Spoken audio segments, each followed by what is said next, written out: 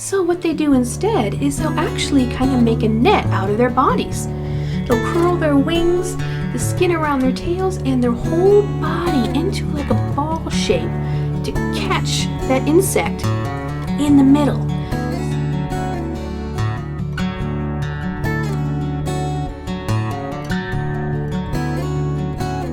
Hi everyone, welcome to Nature Explorers. My name is Darcy and I'm here from the Danbury Public Library. Today we're going to talk about a type of animal that's very interesting and beneficial to humans. That means they're really helpful. But unfortunately they're a type of animal that a lot of people are afraid of. So to talk about them, we're going to look at a little friend of mine, and that's this guy here. Now this guy looks very big, right? Yeah, well first of all, he's a replica. He's made out of plastic. And he is what's known as an 8:1 scale replica. That means he is 8 times bigger than the actual skull of this animal. So this is an 8 inches long skull. So that means the actual skull is very tiny. It's only an inch big. So that's a tiny animal, right? Yeah. And we're not going to pay attention to his teeth because this is a very specific type of the animal we're talking about, and we don't have this type in Connecticut.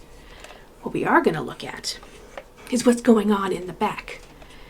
So you see this big hole here? Yeah. And if we look underneath, we'll see that it's kind of bulbous. It's kind of big and bubbly and huge back there, isn't that? Yeah. Do you know what that is?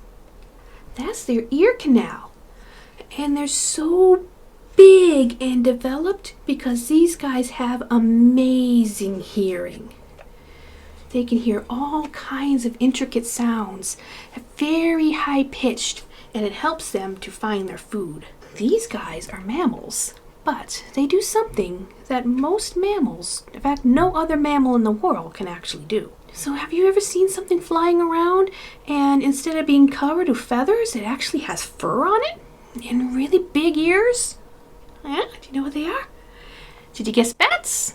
Well, if you do, you're correct. Bats are members of the Chiroptera family. In fact, they make up the whole entire family. They are cute, furry, warm-blooded creatures that range in sizes from the Kitty's hognose bat, which is itty-bitty, about the size of a large bumblebee, to the golden-crowned flying fox, which has a wingspan of over 5 feet. These guys, these bats, they do something that no other mammal can actually do. They are the only mammals in the world that are capable of sustained true flight. This means that they actually can fly. They flap their wings and it allows them to control where they're going in the air. Now other mammals that we think of as flying, such as sugar gliders or flying squirrels, well, these guys don't actually fly. They're what's known as passive flyers. This means that they open up their arms and their back legs and they have a patch of skin that connects their upper arms to their back legs, and it lets them kind of glide down. Whoosh, and they kind of then land on the branch they want. Since they don't really have any control other than slight movements where they're going, they're not true flyers. They're gliders. But our bats are actual flyers like birds. They have complete control over where they're going in the air, and they're extremely graceful. While often called flying mice or flying rats, bats are actually more closely related to primates and us humans than they are to rodents. Bats are the second largest category of mammals on the earth, the largest category being rodents.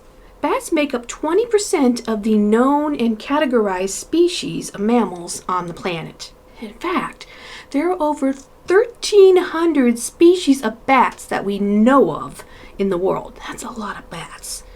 And here in the state of Connecticut, we have 9 of those species living around us.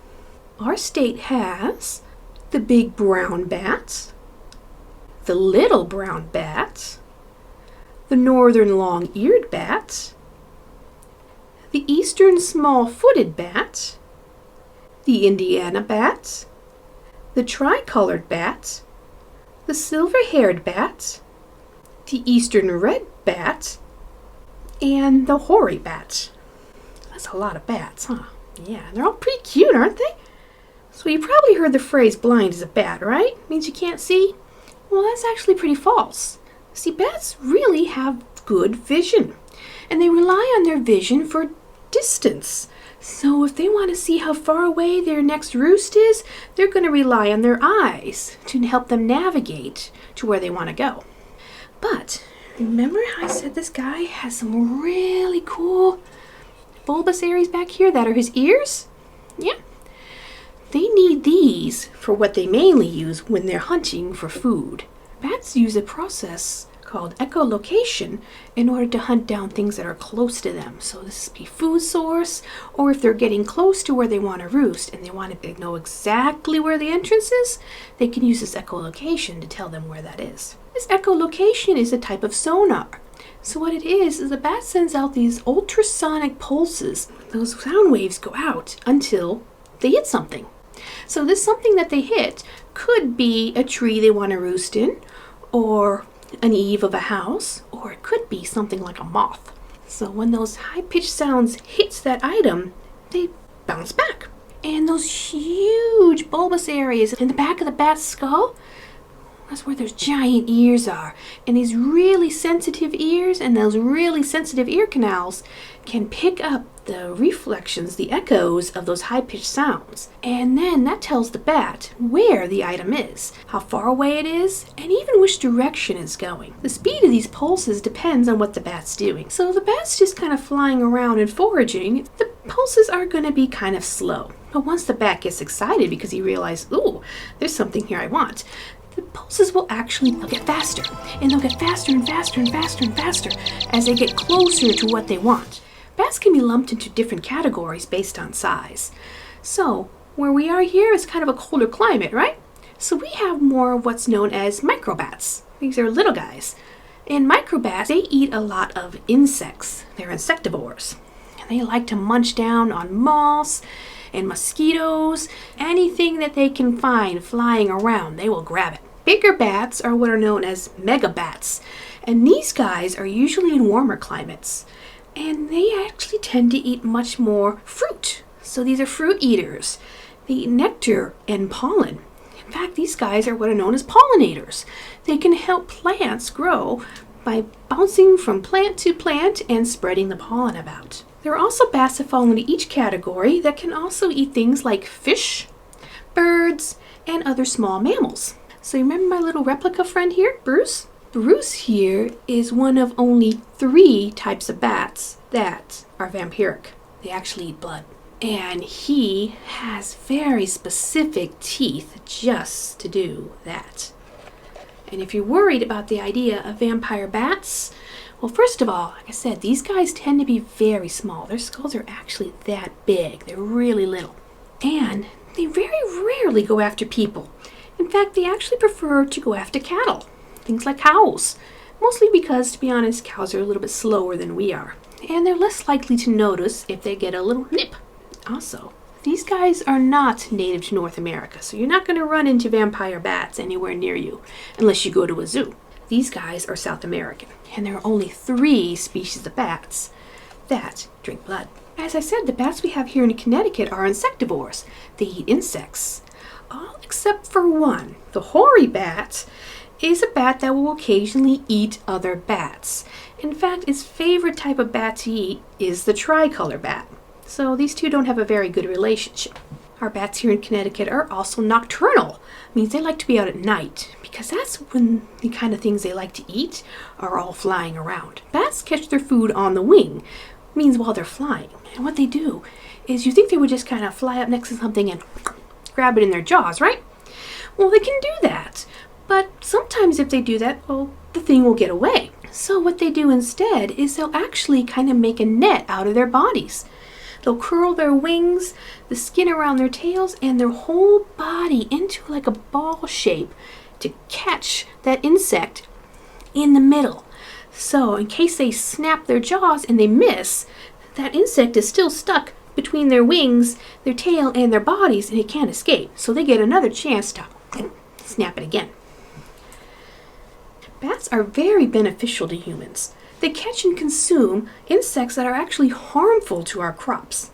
Things like cutworms, potato beetles, corn borer moths. But the major thing they catch, at least for us around here, are mosquitoes. Mosquitoes carry diseases that can be actually dangerous for us. They can also give us very itchy, annoying bumps.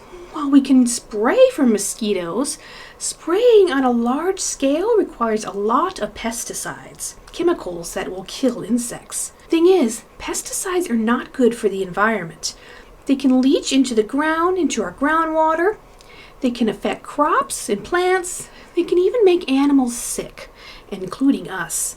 So using a lot of pesticides to stop mosquitoes isn't really something we want to do. This is where bats come in. Bats help to keep mosquito numbers down. In fact, a single little brown bat can eat up to 1,200 mosquitoes and flying insects in 1 hour.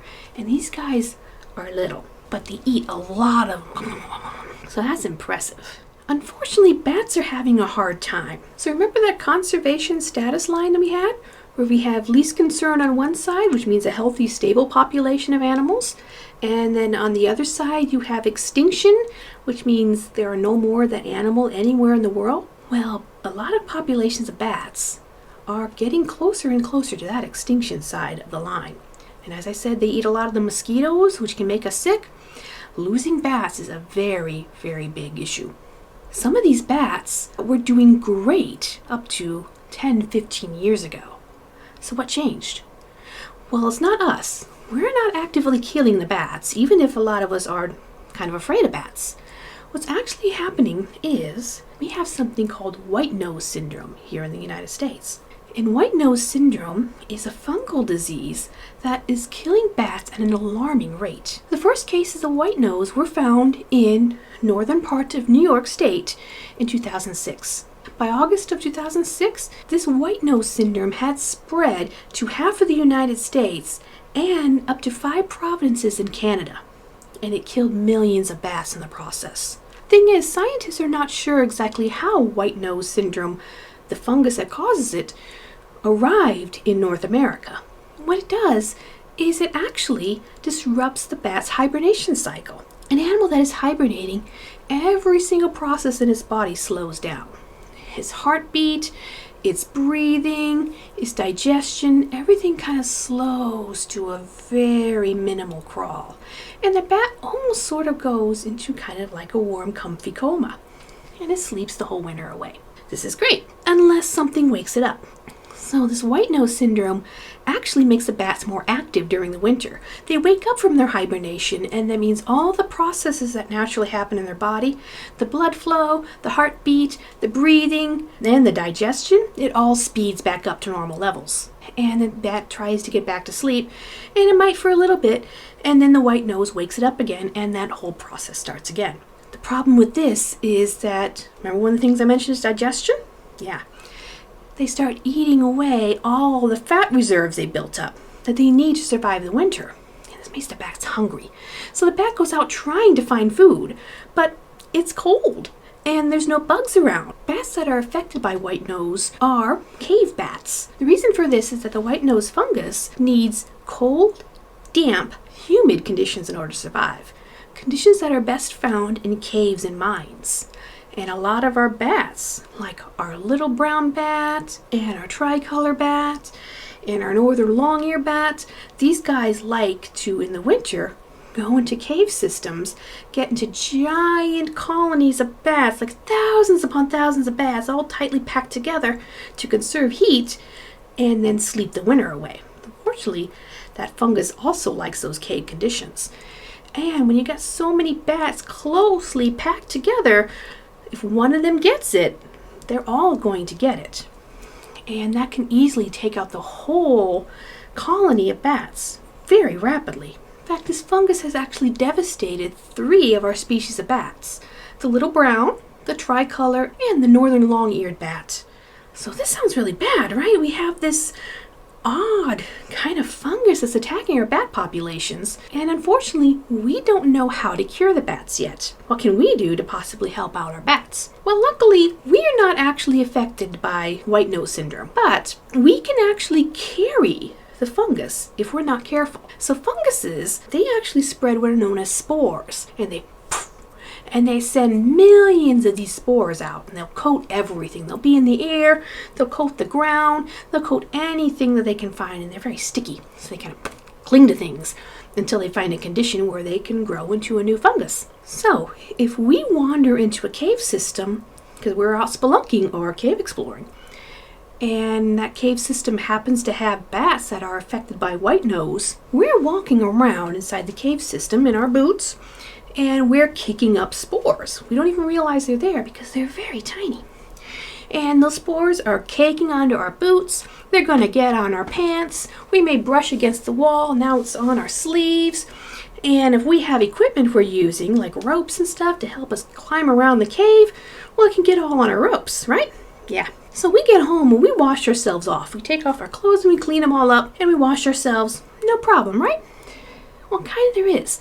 Because chances are very good we haven't washed our shoes or our climbing equipment.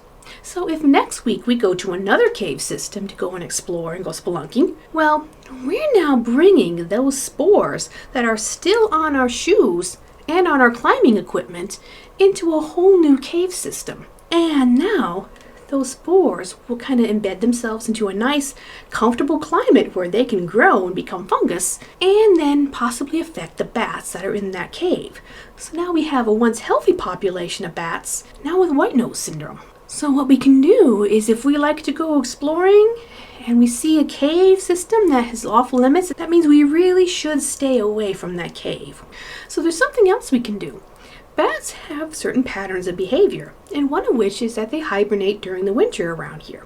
So if we're outside between mid-November and mid-March and we happen to see a bat flying around, or one that's kind of clinging to the side of a building, that's really weird. And when you see an animal displaying really weird behavior, chances are there's something wrong.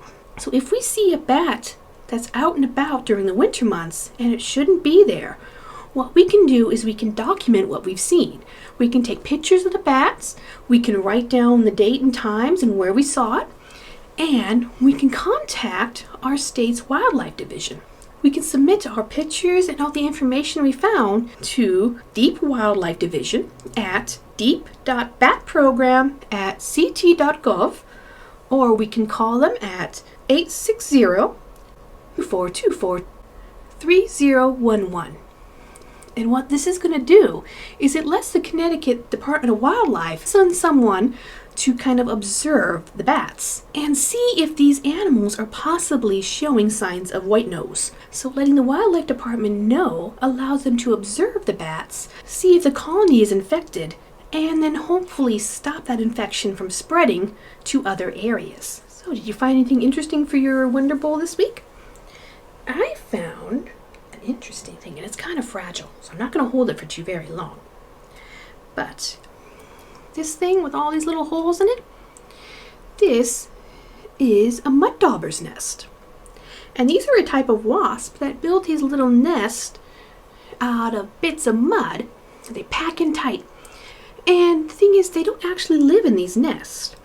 They put all these little holes inside there. And what they'll do is they'll put a paralyzed insect in there, and then they'll lay an egg in there. And they'll close the hole up. And what happens is that the egg hatches and the larva comes out and eats that insect that's in there. Nom, nom, nom, nom. And that helps it get big and strong so that when it's all fully developed, it breaks out of the hole and flies off. These are special nests that are only used to raise and protect the larva. And as I said, it's very fragile because since it's made out of mud and it's all dried out, it very easily turns to dirt. So I'm going to put this guy back. But sometimes you will see these guys on garages or the eaves of houses, and some of them will actually make them in the ground too. So they're really interesting insects. So this is the last Nature Explorers for a couple of weeks. I will see you in late October for another Nature Explorers. Until then, I want you to have fun, stay safe, and explore and see what you can find. Bye everyone!